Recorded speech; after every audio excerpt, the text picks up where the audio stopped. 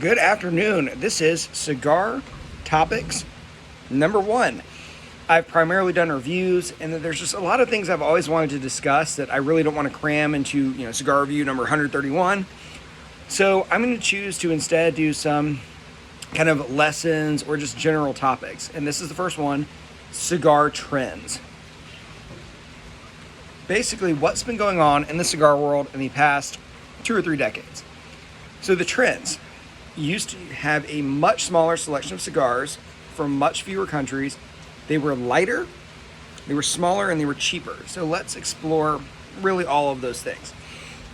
So if you looked at issues of Cigar Aficionado from the 90s, they reviewed about 20 cigars per issue. And very few of them were from Nicaragua. They were mostly Ecuador, Honduras, and Cuba. What happened was you had, in the early 90s, a giant boom of cigar smokers. And they were smoking primarily Connecticut shade, which is a very light leaf and grown primarily in Connecticut under these giant mesh nets. And then what happened is, as these cigar smokers started smoking for longer and longer, they got a little bit tired of lighter cigars, and they started smoking darker and darker cigars. So what happened was in 1992, 50% of the cigars smoked were Connecticut shade. And by 1998, just 6 years later, it was 16%. So you had a huge, huge drop and a switch from Connecticut shade to Connecticut broadleaf, which is a much darker cigar. And a lot of that production moved to Ecuador. The reason being that for Connecticut shade, it moved to Ecuador because in Ecuador, you've got cloud cover all day long, and you don't need those giant mesh nets. So we really don't have a lot of Connecticut shade grown in the U.S. at all.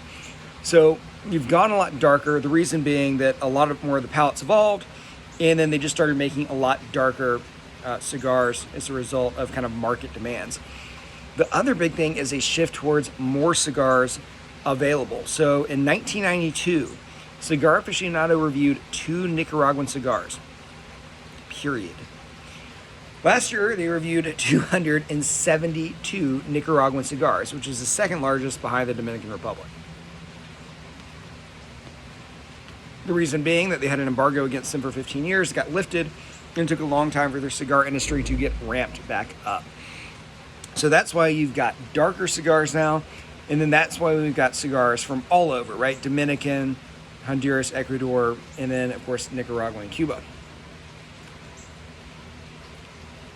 The other big trend is, right, cigar is a great example of this. I didn't even plan it, but we've got a dark cigar. This happens to be an Ecuadorian Ligero leaf. And we've got bigger cigars. So in the 1990s, most cigar stores carried at most a 52, 54 ring gauge, and that was odd. That was like, oh wow, that's a really large cigar. The Punch Grand Cru was the first kind of popular big cigars. Now there's really not many brands that are not making a cigar that's at least 6-inch, 60 ring gauge. And really before the 90s, they were even smaller. So going back past 3 decades, a 48 ring gauge, that was a large cigar. That's a small one now. I mean, that's not a big cigar at all. If I went into my humidor right now, a 48 is definitely going to be on the much smaller size. I've got so many 60 ring gauge, which is what this is.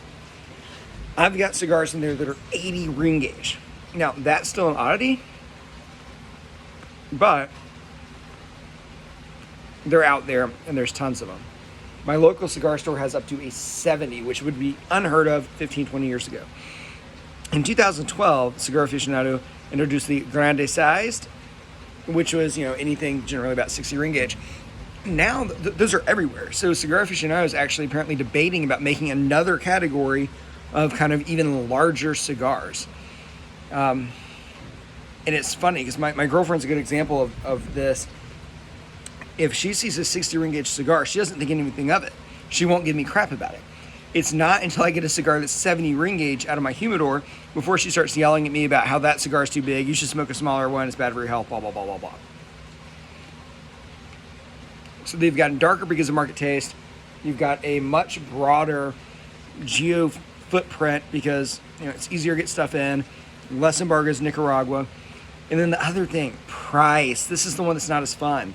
Everything else I'm a fan of. The average price in Cigar Aficionado in 1996 was $5.30. Today it's like $9, I believe, and 80 cents. It's a big price jump. That's a big price jump, almost double the price. And then the other trend is just stronger cigars. The Ligero leaf has been used just a lot more. And again, people like darker cigars, which often are stronger. They don't have to be, but they often are. So whenever you go into a cigar store and you see a monster like this is the Man of War, the 6-inch, 60 ring gauge, ultra dark, and Nicaraguan made, this cigar would not have existed in the 90s. It just wouldn't have. You wouldn't have it from Nicaragua. You wouldn't have it in this ring gauge. You wouldn't have it this strong or this dark. So that's it, guys. That is cigar topics number 1.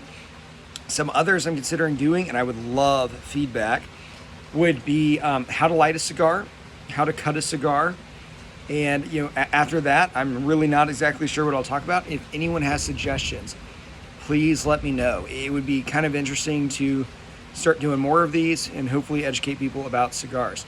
If you have any questions, any comments, if you think I'm wrong about something, by all means, chime in and let me know.